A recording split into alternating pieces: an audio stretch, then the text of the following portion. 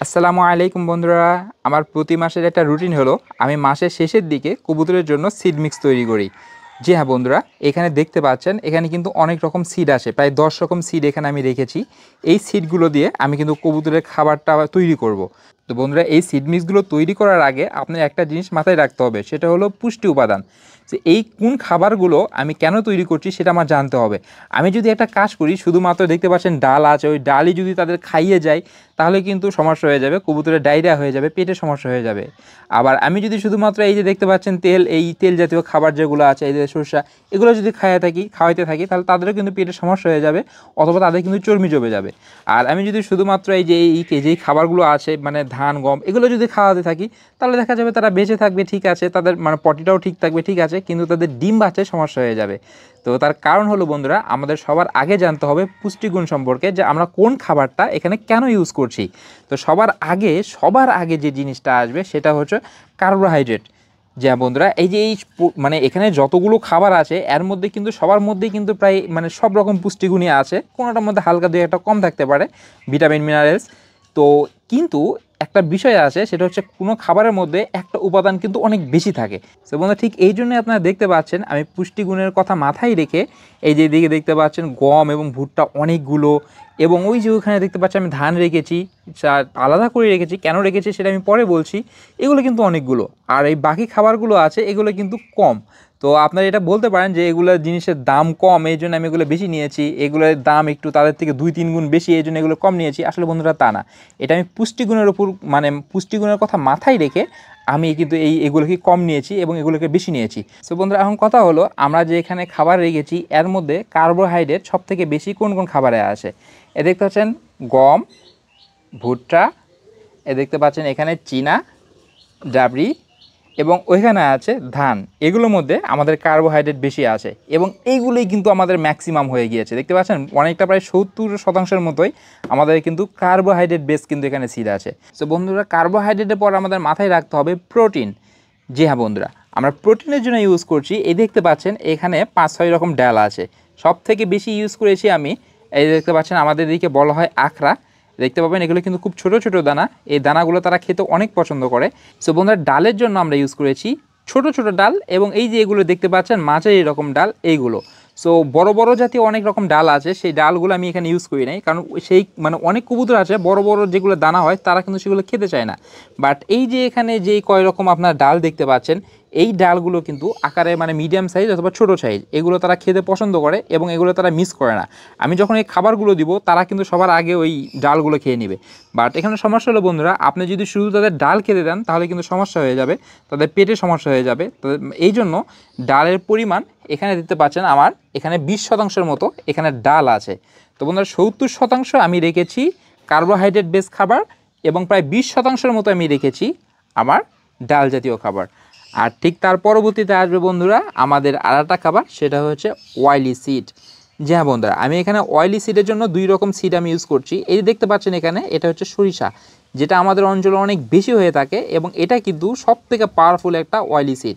এছাড়াও আরও অনেক সিড আছে যেগুলো আমি বাজিগারের জন্য ইউজ করে থাকি, সেই সিডগুলো কিন্তু আমি এখানে মিক্স করতে পারতাম, বাট দেখা যায় যে সূর্যমুখী ফুল এগুলো কিন্তু অনেক, এগুলোর দানা কিন্তু অনেক বড়, এই জন্য কবুতর সেগুলো নর্মালি সব কবুতর খেতে চায় না। যারা একটু আকারে বড় হয় তারা খেলেও মানে অন্যান্য যেটা মিডিয়াম সাইজের কবুতর আছে বা ছোটো সাইজের কবুতর আছে তারা কিন্তু এগুলো খেতে চায় না। এই জন্য আমি কিন্তু এখানে ম্যাক্সিমাম যেটা সবসময় ইউজ করে থাকি সেটা হচ্ছে এই সরিষা। সো বন্ধুরা, আমাদের খাবারে 10%-এর মতো এখানে আছে, সেটা হচ্ছে এই সরিষা, অর্থাৎ অয়েলি সিড। সো বন্ধুরা, আমরা কবুতরের যখন খাদ্যটা তৈরি করব, খাদ্য তালিকাটা তৈরি করব, 3টা বিষয় যদি আমরা মাথায় রাখি তাহলে কিন্তু অন্যান্য উপাদানের দিকে লক্ষ্য রাখতে হয় না, সেগুলো কিন্তু অটোমেটিক এর মধ্যে চলে আসে। যেমন আমরা যদি 70% কার্বোহাইড্রেট রাখি, 20% যদি মানে ডাল জাতীয় খাবার রাখি, এবং 10% যদি অয়েলি সিড রাখি, তাহলে কিন্তু এটা মানে বছরের যে কোনো টাইমে আপনি কিন্তু এই সিড তাদের চালিয়ে নিতে পারেন। এই সিড মানে বছরের যে কোনো সময় খাওয়াতে পারবেন, কোনো সমস্যা হবে না। সো বন্ধুরা, এখন কথা হলো আমি এখানে যেই সিডগুলো ইউজ করছি আপনাদের অঞ্চলে হয়তো বা সেই সিড নাও পাওয়া যেতে পারে। যেমন ধরেন যে এখানে মানে চীনা আছে, সেটা আপনাদের মানে আপনাদের অঞ্চলে পাচ্ছেন না। এখন অনেক জায়গায় দেখতে পাচ্ছেন ছোটো ছোটো দানার আপনি হচ্ছে ভুট্টা পাচ্ছেন না। তো আপনি যদি আমাকে কপি করতে চান তাহলে কিন্তু আপনি কয়েকটা উপাদানটা মিস করে যাবেন। বাট এখানে কিন্তু আরও অনেক উপাদান ছিল যেখানে এখানে অ্যাড করা যেত, আমি কিন্তু সেগুলো অ্যাড করি নাই, কারণ সেগুলো আমাদের অঞ্চলে নাই। তো এই জন্য একটা বেসিক জিনিস আপনার মাথায় রাখতে হবে, কার্বোহাইড্রেট জাতীয় যে খাবারগুলো আছে সেগুলো আপনি সবসময় 70% রাখবেন, এবং ডাল জাতীয় যে খাবারগুলো আছে সেগুলো আপনি রাখবেন 20%, এবং মানে অয়েলি সিড যেগুলো আছে সেগুলো আপনি রাখবেন 10%। তো বন্ধুরা, ধানের যেই যে উপরের অংশগুলো থাকে এবং নিচের অংশগুলো থাকে, এই কানিগুলো কবুতরের গলায় আটকে যায়, এবং এই ধানগুলোর গায়ে কিন্তু খুব মানে কাটা কাটা হয়ে থাকে। যখন অনেক কবুতর খেতে যায় তাদের গলায় আটকে যায়, সমস্যা হয়ে যায়।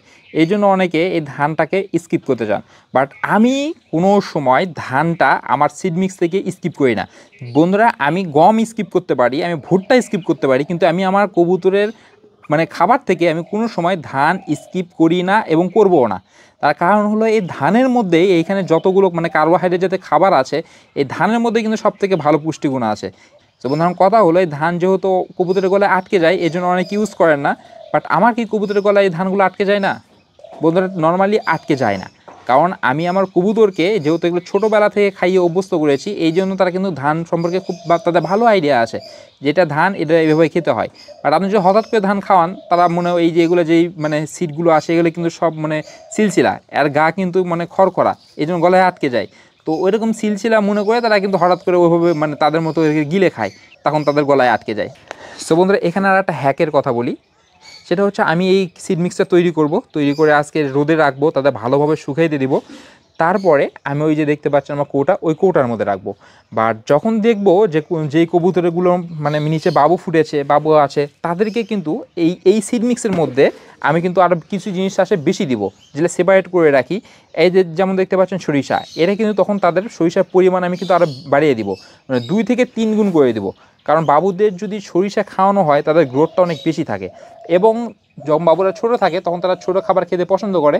এই জন্য এই যে দেখতে পাচ্ছেন কার্বোহাইড্রেট জাতীয় খাবার, এটা চীনা, এটা কিন্তু ছোটো দানাগুলো ছোটো, কবুতরের খেতে খুব মানে পছন্দ করে এবং দ্রুত খেতে পারে, এবং বাবুদেরকেও কিন্তু খাওয়াতে পারে।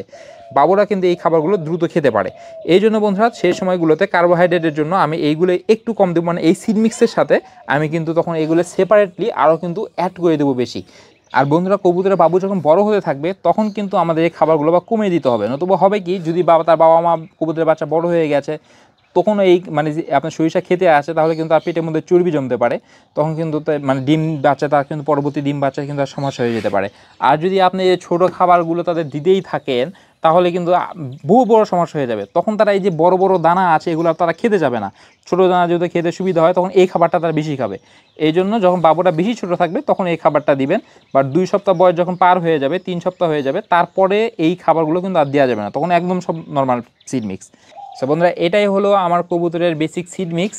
আমি ভিডিও শেষ অংশে আবার বলছি, আপনি আমাকে কপি করবেন না, অথবা ইন্টারনেটে যত ভিডিও বা সোর্স আছে সেগুলোকে কোনো সময় কপি করতে যাবেন না, তাহলে বিপদে পড়ে যাবেন। আপনি কিন্তু কিছু সিট পাবেন বা কিছু সিট পাবেন না। এই জন্য আপনার অঞ্চলে যেই সিটগুলো আছে আপনি সেই জায়গায় লক্ষ্য রাখবেন যে কোন সিটগুলো আপনার কার্বোহাইড্রেট বেস, কোন সিটগুলো প্রোটিন বেস, এবং কোন সিটগুলো অয়েলি বেস। আপনার ঠিক সেইভাবেই আপনারা সিট তৈরি করতে পারেন। আপনার এবং আপনার পাখির সুস্থতা কামনা করে আজকের মতো ভিডিও এখানে শেষ করছি। আল্লাহ হাফিজ।